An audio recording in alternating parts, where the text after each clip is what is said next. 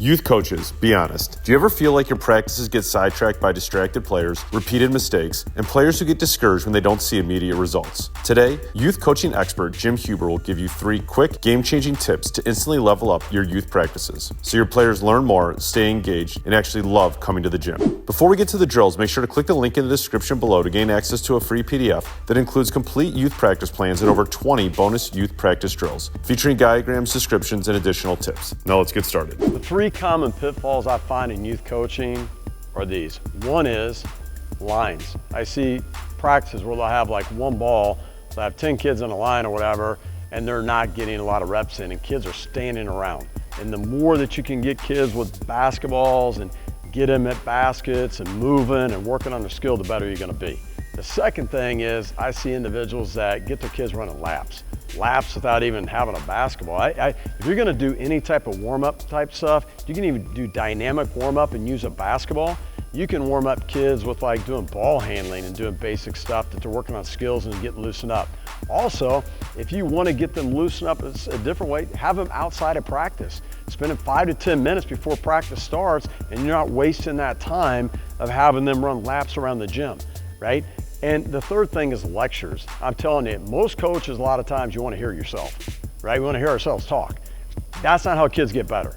So you got to make sure you make your communication with the kids short and succinct. Give them certain cues, maybe things that they need to work on, and show it to them and go do it. If you're correcting them, again, stop, explain to them, maybe ask questions, probing questions, show them something and move on. But don't spend a ton of time giving them lectures, because the kids are gonna get better from doing things in practice, not by hearing you. I think as youth coaches, if you think about doing these 2 things on a more consistent basis, you're gonna have success. One is getting more touches in a practice. Get every kid coming with a basketball if you can't bring basketballs, right?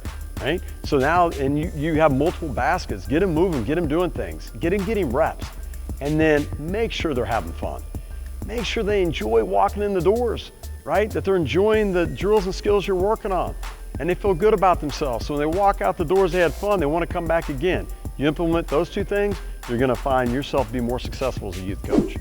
Coaches, what if your next practice came fully built for you? No guesswork, no scrambling to find drills, no wasted time. With the youth coaching system, Coach Jim Huber hands you 64 ready-to-run practice plans, covering offense, defense, skills, plays, and conceptual teaching. Everything for ages roughly 9 to 14. Simple, complete, and guaranteed to create a great experience for you and your players. And for your youngest players, beginner basketball ages 5 to 9 gives you 48 plug-and-play sessions, teaching ball handling, layups, passing, and small-sided game, all age-appropriate and fun. These 2 work hand in hand. Progress from beginner basketball to the youth coaching system as you grow beginners into skilled, confident players, all without having to reinvent the practice every week. Save time, cut stress, coach with confidence. Click below to invest in your coaching system and watch your team improve no matter the age. Coaches, I get asked a lot about, hey, coach, we're playing 5-on-5.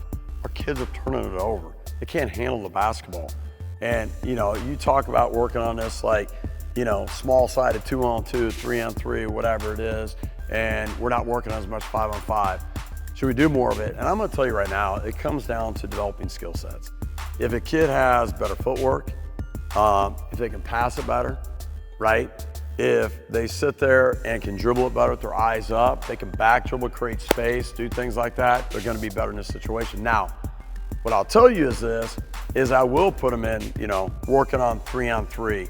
We might have it to where no dribble, right? Get up in and pressure them, and they got to handle it. We might, run a certain game to where they got to make a certain amount of passes, right? We give them points per pass or whatever, win or lose or that type of stuff. And you put them in situations in practice, small-sided, to replicate what they're facing in the game, so when they go in the game, they get better. Well, I see a lot of coaches sometimes, they'll be like, they get frustrated at the game they're at, and then they come into practice, they don't work on anything to get them better, then they expect to go to the next practice or next game become better. It's not going to. So you got to have that self-awareness to understand, what are we not doing well in the game? How can I take that and do it in a practice, develop the skill sets so they have success? And again, a lot of it could be on a 3-on-3, could be on a 2-on-2, could be small-sided games you could work on to help those kids to become better. So when you go in the next game, they're having a little more success. And if they're turning the ball over, just hear me on this. Sometimes your team might not be as good as some other teams, and we focus on the scoreboard so much. I try to focus more on the process. The scoreboard will take care of itself. So say like you, and I don't keep stats of young kids' games. I see people doing that a lot of times. I don't do that. But if you did know, like, hey, we turned it over 20 times, and the next game we turned it over 16 times. Hey, I'm praising our kids. Hey, listen, we got better. We only turned it over a 16. Let's work and sitting there getting it down to 12 or 13 or whatever. And you're finding things they're doing on the court, maybe blocking out. We only gave up, 5 offensive rebounds. We gave up 10 last time. What are things they're doing on the court that could be small wins that you could tell the kids they could be excited about, and they might be losing on the scoreboard, but they still feel like they're getting better and having success. And that will allow you to continue to have them come back, to feel good about it, to enjoy it, and not get so frustrated because you're concentrating on just the wins and losses. The parents are, and they feel defeated instead of having some success in what they're doing. Now, as a coach, you need to realize the emotional intelligence of a youth player is different than a high school and a college player. And I had to realize this in the coaching because I used to, when kids made mistakes, I would sometimes like pull them out quickly for making mistakes, maybe getting on them. You need to understand that when kids make mistakes, they already feel bad about it. So you don't need to yell at them, reinforce it, because it makes them even feel worse. And then sometimes when they're coming out of the game, every time they make a mistake, when they go back in, they don't want to take a risk. They don't want to take a chance. So they'll play more passively. So what I encourage you to do is encourage them to make mistakes. Sports is about managing mistakes, and you got to play aggressive, right? And it's okay to make mistakes and lift them up for being aggressive and taking chances, right? Make it more of a positive experience for them. Now, hear me on this. I will take an individual out if maybe they take a bad shot, and I got to take them out and explain to them, hey, why that's not a good shot, and play more team basketball. If somebody's not giving good effort, they got poor attitude, I'll bring them out and I'll talk to them.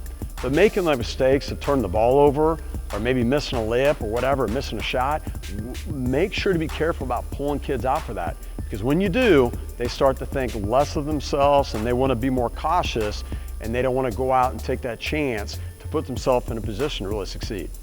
As a youth coach, you got to be cautious of this, is punishing kids a lot in practice, making them running, doing a ton of push-ups, whatever it is.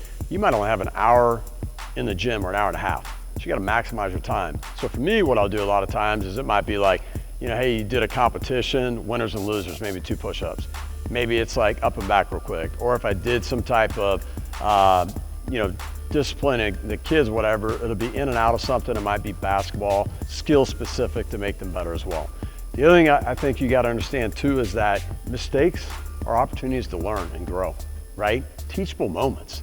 So step back, relax, and look at that opportunity is to help that individual that you're coaching learn through that experience, right? And grow through it. And a lot of times you take it personal. When individuals don't perform at a certain level, you think it's a reflection of you, right?